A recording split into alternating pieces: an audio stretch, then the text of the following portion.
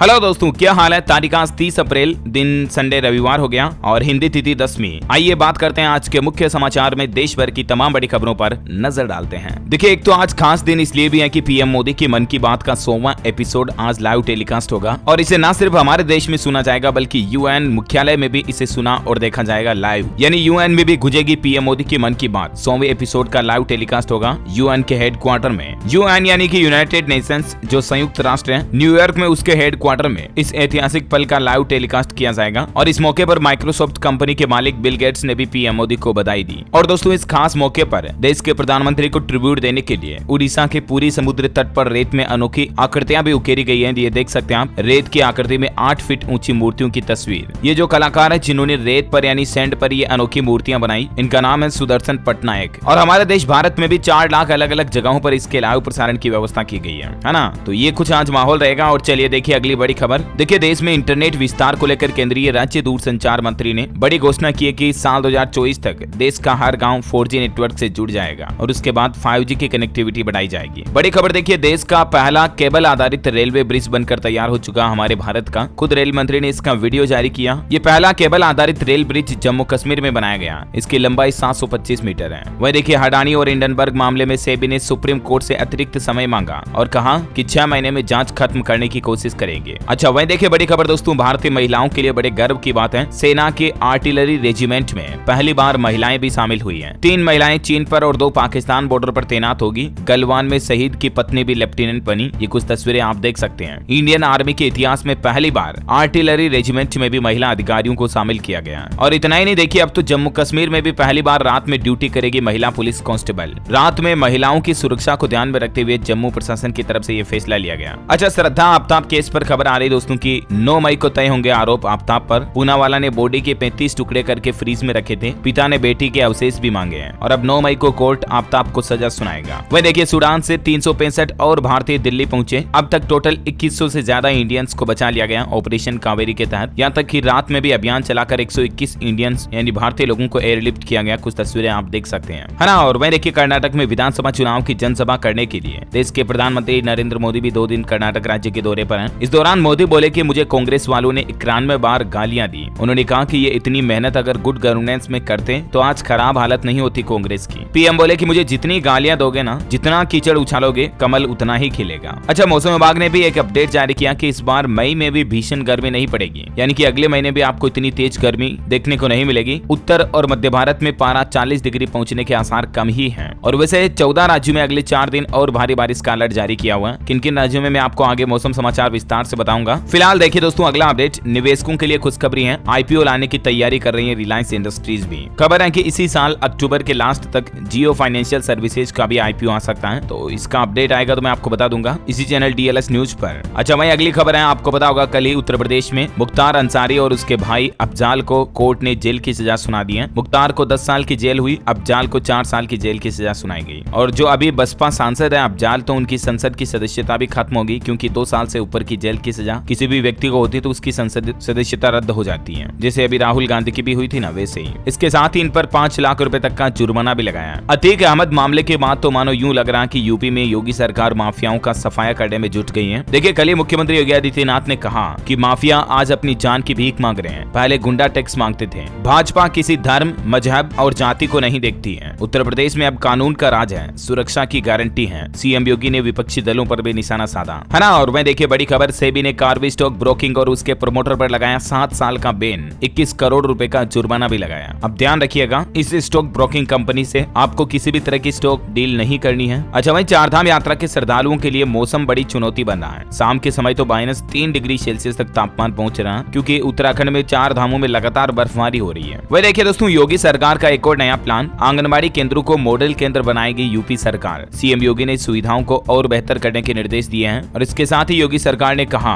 कि आंगनबाड़ी केंद्रों के माध्यम से गर्भवती महिलाओं और शिशुओं की अच्छी देखभाल होनी चाहिए और इसीलिए इनकी सुविधाओं और व्यवस्थाओं को और बेहतर किया जाएगा। कुल मिलाकर के मॉडल केंद्र के रूप में आंगनबाड़ी केंद्रों को विकसित किया जाएगा ना। अच्छा, मैं देखिए, ब्रिजभूषण का विरोध कर रहे पहलवानों से मिलने के लिए अरविंद केजरीवाल जंतर मंतर पहुंचे और कहा कि हमारी बहनों के साथ गलत करने वालों को फांसी पर लटका देना चाहिए। अच्छा, वही खबर है कि बायजूस कंपनी के बंगलुरु स्थित 3 ठिकानों पर ईडी ने छापा मारा। कंपनी को 2011 से अब तक 28,000 करोड़ का एफडीआई सीबीआई मिला, लेकिन कंपनी ने ऑडिट नहीं कराया और इसी के चलते ईडी की तरफ से ये छापेमारी की गई। वह देखिए दिल्ली के मंत्री मनीष सिसोदिया की न्यायिक हिरासत भी 8 मई तक बढ़ा दी गई है। ईडी केस में राउज एवेन्यू कोर्ट ने यह आदेश जारी किया और वैसे पहले से ही सीबीआई केस में उनकी न्यायिक हिरासत 12 मई तक चल रही है। अच्छा दोस्तों, कल 1 मई को मजदूर दिवस है और इस मौके पर बिहार राज्य में शिक्षक काला बिल्ला लगाएंगे और साथ ही 5 मई को सम्मेलन में बनेगी आगे की रणनीति। दरअसल बिहार सरकार की नई नियमावली से परेशान है राज्य के शिक्षक भाई लोग और उन्होंने संशोधन की मांग भी की है। जो शिक्षकों के लिए हाल ही में बिहार सरकार की तरफ से कुछ नए गाइडलाइंस और नियम जारी किए ना, तो उन्हीं का विरोध करने के लिए मजदूर दिवस पर शिक्षक एक साथ इकट्ठा होंगे और मोर्चा खोलेंगे। वह देखिए बड़ी खबर, बस में बिना ईयरफोन के अगर आप वीडियो देखते हुए नजर आते हो तो सावधान हो जाइए, आप पर 5000 रुपए का जुर्माना लग सकता है। जी हाँ, आप ये सोच रहे होंगे कि आखिर ये क्या अनोखा नया नियम है, तो आपको बता दूं ये नियम मुंबई में लागू किया गया है। अगर मुंबई में BEST यानी कि Brihan Mumbai electric supply and transport की बसों में आप बिना हेडफोन के मोबाइल में स्पीकर पर वीडियो चलाते हो, गाना बजाते हो, तो अब आपको सीधा 5000 रुपए का फाइन देना पड़ेगा, क्योंकि BEST की ओर से नोटिफिकेशन भी जारी कर दिया इस संबंध में और कुल मिलाकर के लाउड स्पीकर पर वीडियो देखने या गाना बजाने पर बैन लगाने का आदेश दिया है। वैसे दोस्तों मुंबई की बात हो रही है तो देखिए आप, मुंबई मेट्रो में सीनियर सिटीजन समेत इन लोगों को अब 25% छूट मिलेगी सीधी, और ये छूट पाने के लिए आपको कुछ डॉक्यूमेंट्स दिखाने होंगे। दरअसल 1 मई को महाराष्ट्र राज्य में भी मजदूर दिवस के साथ साथ महाराष्ट्र राज्य दिवस भी मनाया जाएगा और इस मौके पर महाराष्ट्र के मुख्यमंत्री एकनाथ शिंदे ने वरिष्ठ नागरिकों, दिव्यांगों और छात्रों को मेट्रो के किराए में 25% छूट देने का ऐलान किया है। यानी 65 साल से ज्यादा के सीनियर सिटीजन 12वीं कक्षा तक के छात्रों को ये मेट्रो में 25% किराए में छूट मिलेगी। कौन से कार्ड वाले यात्री इसका फायदा उठा सकते हैं, जिसकी जानकारी भी आप देख सकते हैं। और ये छूट का फायदा लेने के लिए आपको मेट्रो टिकट खिड़की में ये कुछ डॉक्यूमेंट्स दिखाने होंगे, आपका ID प्रूफ वगैरह, एज प्रूफ वगैरह, है ना। जानकारी आप देख सकते हैं ज्यादा। अच्छा, बड़ी खबर देखिए, देश की सबसे बड़ी रेड जिसमें 5000 पुलिसकर्मी, 14 गाँव में 300 लोकेशन पर 102 टीमों ने एक साथ मारा छापा, जिसमें 125 लोगों को गिरफ्तार भी किया गया। दरअसल साइबर अपराधों पर, साइबर क्राइम पर रोक लगाने के लिए स्पेशल टास्क फोर्स हरियाणा की तरफ से देश की सबसे बड़ी रेड डाली गई है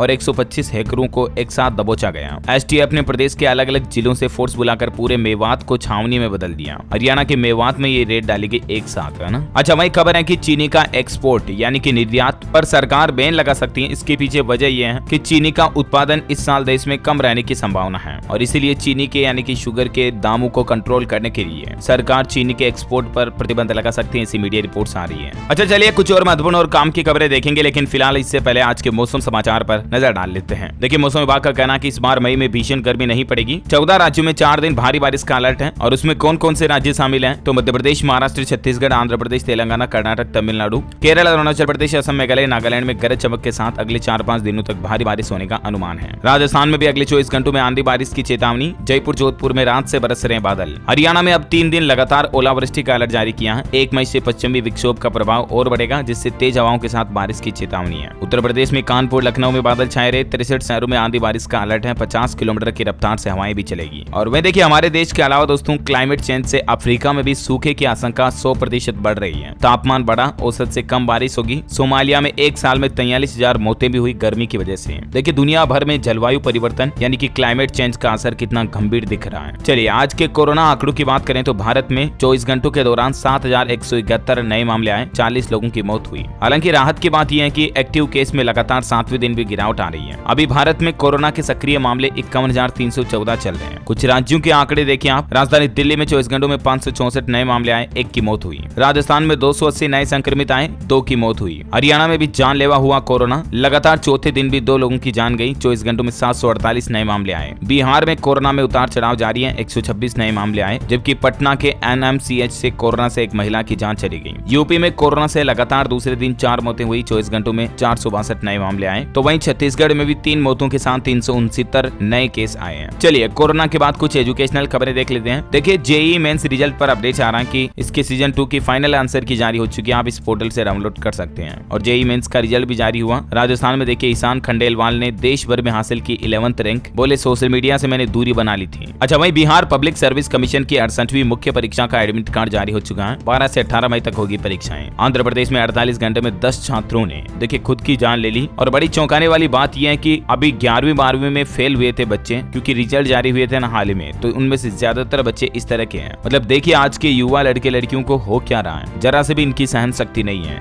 जिंदगी में फेलियर को भी एक्सेप्ट करने की हिम्मत होनी चाहिए दोस्तों, फिर चाहे वो पढ़ाई हो या लाइफ में कोई भी काम क्यों ना हो। देखो, या तो हार होगी या तो जीत होगी। जिस तरह से हम जीत की खुशी के लिए तैयार रहते हैं ना, उसी तरह से फेल के गम के लिए भी हमें जिंदगी में हर पल तैयार रहना चाहिए। हिम्मत कभी नहीं हारनी चाहिए। ये बातें अभिभावक, माता पिता, पेरेंट्स अपने बच्चों को जरूर सिखाएं जिंदगी में, ताकि उनका हौसला थोड़ा बुलंद हो, मजबूत हो। ऐसा नहीं कि इस एग्जाम में फेल हो गए यार, हिम्मत हार गए, या जिंदगी में कहीं और किसी तरह का झटका लग गया, ये लो हिम्मत हार गए। आजकल काफी ऐसे मामले सामने आते हैं, बड़ा दुख होता है मुझे, और इसीलिए मैं पेरेंट्स को आए दिन इस तरह की बातें बताता रहता हूँ, राइट। अगर आप अपने डीएलएस भाई को वाकई में सपोर्ट करना चाहते दोस्तों, तो आपके डीएलएस न्यूज चैनल को सब्सक्राइब जरूर कर लीजिएगा। फटाफट से इस चैनल को सब्सक्राइब करके बेल आइकन भी दबा दो। और हाँ, वीडियो को अभी बंद मत करना, क्योंकि अभी तो कुछ और महत्वपूर्ण और काम की खबरें आपको बताना बाकी हैं। तो सब्सक्राइब पहले से ही कर रखा तो बहुत बहुत थैंक यू आपका, और नहीं किया हुआ तो फटाफट से कर लो, और चाहो तो इस वीडियो को लाइक भी कर सकते हो। चलिए बिना टाइम वेस्ट किए सीधे ले चलता हूँ आपको देश से जुड़ी कुछ और महत्वपूर्ण खबरों की तरफ। देखिए आप, बड़ी खबर, जनसंख्या में भारत से पीछे रहे चीन ने अब एक बड़ा फैसला लिया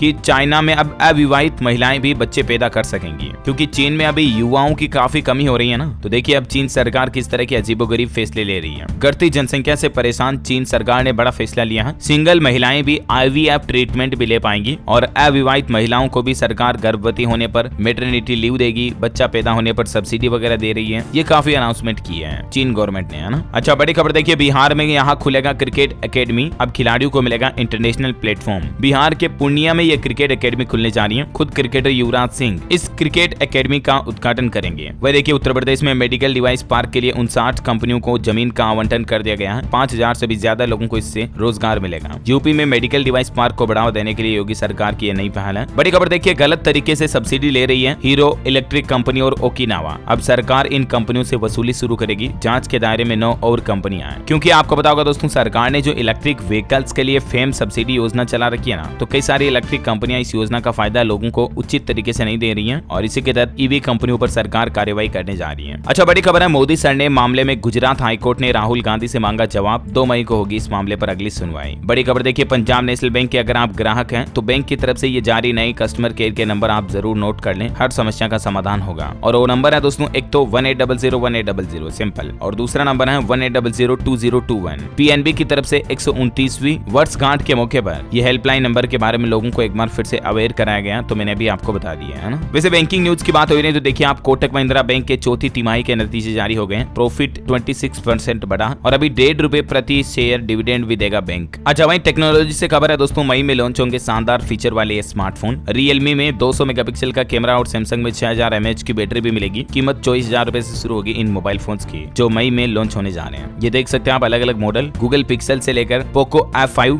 Samsung Galaxy F54, OnePlus Nord 3, pixel 7a, ये कुछ नए मॉडल्स जो हैं मई में लॉन्च होंगे, है ना। वैसे मई महीने से कई सारे नए नियम भी लागू होने जा रहे हैं, जिनका सीधा असर आम आदमी की जेब पर पड़ेगा। जीएसटी के नियमों में बदलाव होगा। एलपीजी रसोई गैस सिलेंडर के नए दाम जारी होंगे, और अब म्यूचुअल फंड में केवाईसी करवाना जरूरी है म्यूचुअल फंड के डिजिटल वॉलेट में। पंजाब नेशनल बैंक के एटीएम से ट्रांजैक्शन करने पर अब चार्ज देना पड़ेगा अगर आपके खाते में बैलेंस नहीं है तो, है ना। तो इस तरह के काफी सारे नए नियम, न्यू रूल्स एंड रेगुलेशंस जो है लागू होने जा रहे हैं। मैंने आपको पहले भी बता दिया, डीएलएस न्यूज के ऊपर एक सेपरेट वीडियो डाल रखा मैंने। आप चाहो तो मैं दिन में एक अलग से ब्रीफ न्यू रूल्स का वीडियो डाल दूंगा, तो जरूर देखिएगा आप उस वीडियो को, है ना। चलिए फिलहाल देखिए आप अगली खबर। खेल समाचार पर अपडेट है। दिल्ली से लगातार 5 हार के बाद जीता हैदराबाद। मौजूदा सीजन में तीसरी जीत हुई है। अभिषेक शर्मा और हेनरिक क्लासेन दोनों ने अर्धशतक भी जमाए। वह देखिए, मणिपुर में लगातार दूसरे दिन भी हिंसा देखने को मिली। धारा 144 लगने के बावजूद में प्रदर्शनकारी सड़कों पर उतरे, वाहन फूके, पुलिस ने हवाई फायरिंग भी की। अच्छा, दिल्ली वासियों के लिए बड़ी खुशखबरी है। अब इन रास्तों पर जाम से ब्रेक लगेगा, जाम से निजात मिलेगा, सरपट दौड़ेगी गाड़ियां। दरअसल सरकार का कहना कि इस साल के अंत तक दिल्ली वालों को 4 नए फ्लाईओवर और 2 नए अंडरपास मिल जाएंगे। प्रोजेक्ट पर काम चलना है। दिल्ली सरकार के खुद पीडब्ल्यूडी मंत्री की तरफ से ये जानकारी दी गई है। अच्छा, वह देखिए, पंजाब सरकार का बड़ा फैसला। 8वीं कक्षा की 3 टॉपर स्टूडेंट्स को 51 हजार रुपए का इनाम दिया जाएगा। पंजाब के मुख्यमंत्री भगवंत मान खुद उनको चेक सौंपेंगे। स्कूल टीचर भी सम्मानित किए जाएंगे, है ना। और वह देखिए खबर, India TV editor in chief Rajat Sharma ने बड़ा ऐलान कर दिया। अब इंडिया टीवी को यूएई में भी देख पाएंगे दर्शक। संयुक्त अरब अमीरात में भी इसका लाइव टेलीकास्ट होगा, अब, है ना। वह देखिए, नोएडा मेट्रो यात्रियों के लिए भी खुशखबरी आ गई। अब 8 स्टेशनों पर आपको पार्किंग की सुविधा भी मिलेगी। यात्रियों की सुविधाओं को देखते हुए नोएडा मेट्रो की तरफ से ये बड़ा अनाउंसमेंट किया गया। अच्छा, वहीं इंस्टाग्राम पर एक और नया अपडेट आया। अब आप फोटो कैरोसोल में भी सॉन्ग ऐड कर सकेंगे, गाना ऐड कर पाएंगे फोटो में भी, है ना। कंपनी इस तरह के नए फीचर पर काम कर रही है। और देखिए, ट्विटर को लेकर भी एलोन मस्क ने एक बड़ी घोषणा कर दी कि ट्विटर पर लेख पढ़ने के लिए अगले महीने से मीडिया संस्थान यूजर से कर सकेंगे शुल्क वसूल।